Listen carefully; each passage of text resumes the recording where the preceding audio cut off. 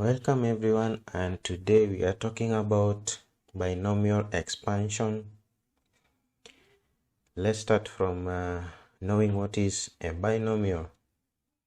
A binomial is just an algebraic expression with two terms. For example, a plus b. You can have a minus x. You can have x minus y. So these are examples of algebraic expressions, and when you look at the expressions, there are two terms like a and b in this case, a and negative x in this case. We have x and y, and these two terms are separated by either a plus or a minus. So that is what we call a binomial. Let's go straight to binomial expansion, and in this case using Pascal's triangle. To expand a binomial, that means if you take an example, a plus x, to expand that one you have to raise it to a certain power, say power n. Now this one you can expand. Let's pick a few examples. Let's start with a plus x raised to power 0, which is 1. Any number raised to power 0 is 1. Okay, let's raise it further. Let's say x plus x, and then there's a plus x raised to power 1, and that one is the same as a plus x. Let's raise it again to power 2. We shall have a plus x multiplied by a plus x. Now to expand this, multiply every term in the first bracket by every term in the second bracket. So that means we shall have a times a squared, a times x, that is ax, x times a, that is ax again, and x times x is x squared, from which if you simplify, you have a squared plus 2ax plus x squared. Let's proceed and raise that one to power 3. And when you raise it to power 3, that one is the same as a plus x squared times a plus x.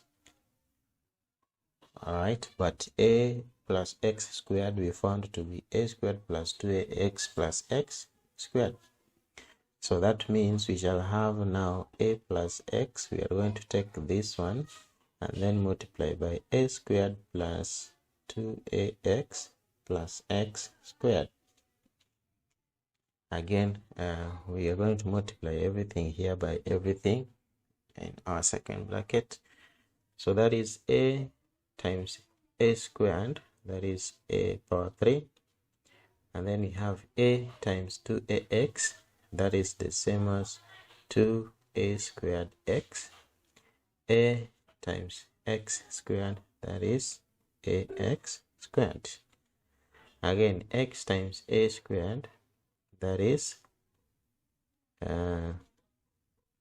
a squared x, and then we have x times 2ax, that is 2ax squared, and then x times x squared, that is x power 3.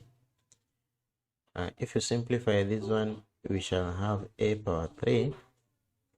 Now we have 2a squared x and a squared x. So this one and this are like terms. You add them up to get 3a squared x, and then we have a x squared and 2ax squared also. Those are like terms. You add them, you shall get 3ax squared, and then of course plus x power 3.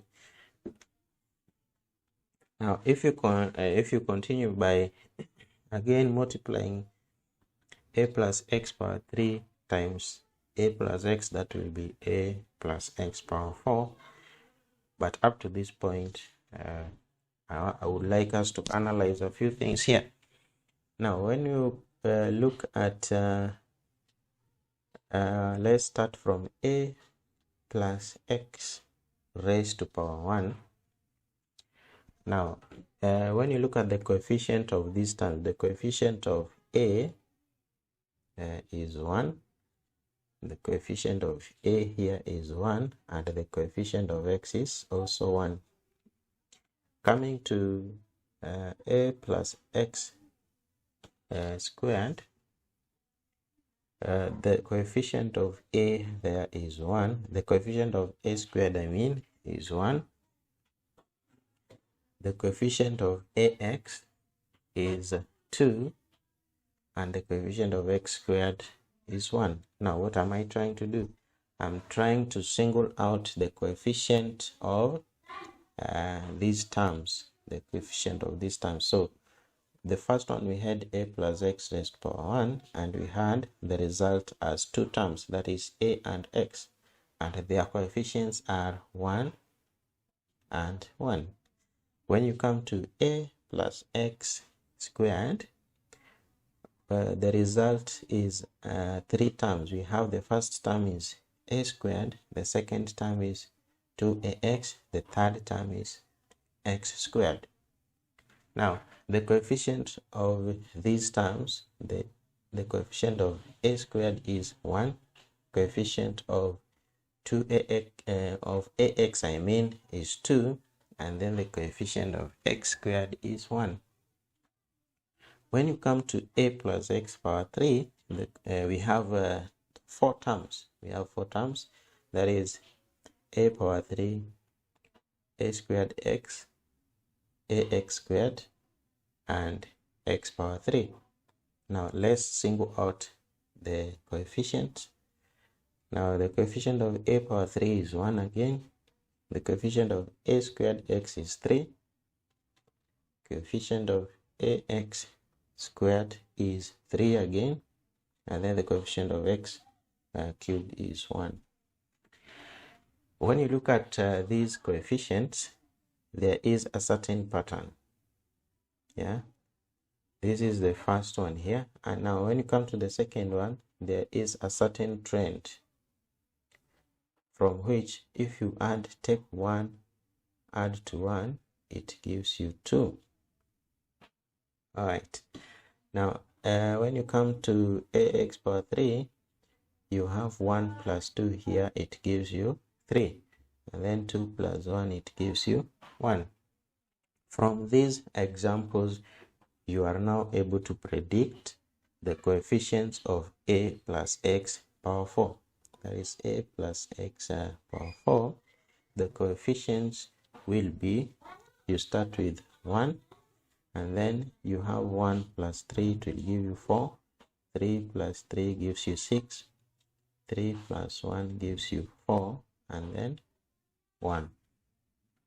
Alright, so the coefficients, again, you realize that the trend is the first term has a coefficient of 1, and the last term also has a coefficient of 1.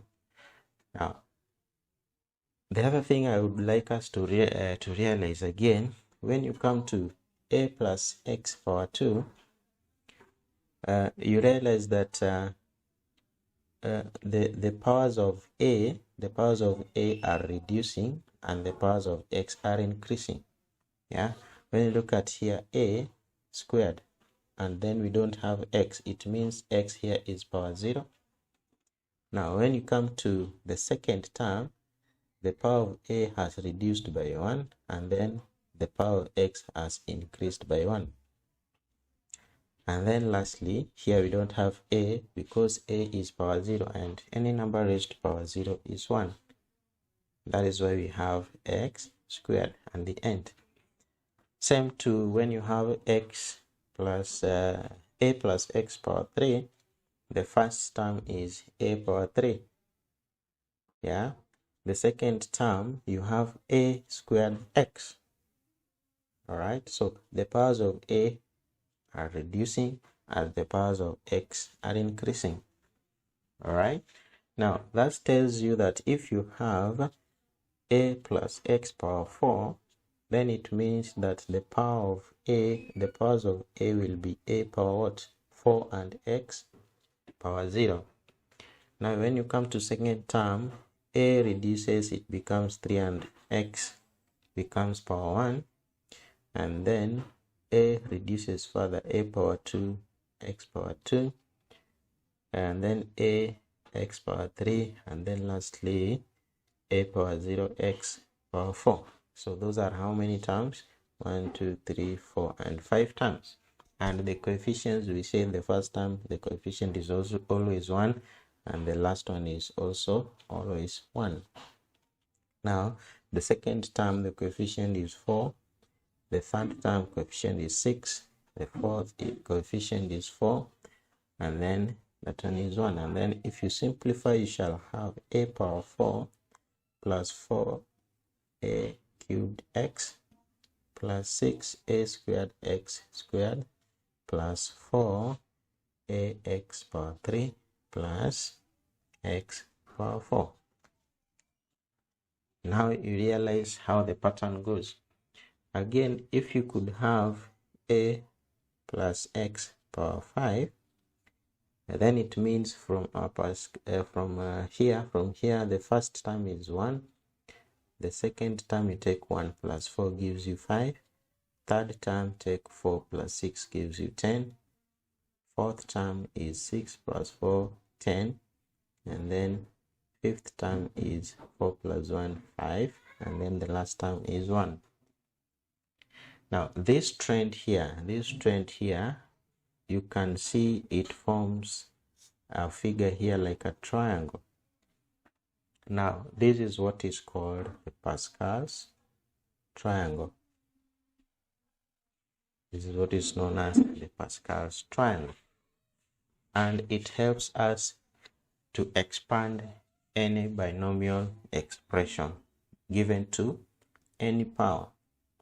All right, now using the Pascal's triangle, you are now able to expand a plus x power 5, from which we shall have the first term is a to power 5, and the second term will be a power 4x, because the powers of a reduce as powers of x increases, and then the coefficient is 5 from the Pascal's triangle. The next term coefficient is 10, and then a power 3x squared, and so on. Now from Pascal's triangle, now as I summarize, you realize that when you move from left to right, the powers of a are reducing as the powers of x are increasing, and then the coefficients, you pick them from the Pascal's triangle. All right, so this is how you expand a binomial, how you carry out what is called binomial expansion using the Pascal's triangle. That's all for now. Thank you for watching. Please subscribe to my channel. Otherwise, thank you for now. Until next time, where I shall be talking now about the binomial theorem. Bye for now.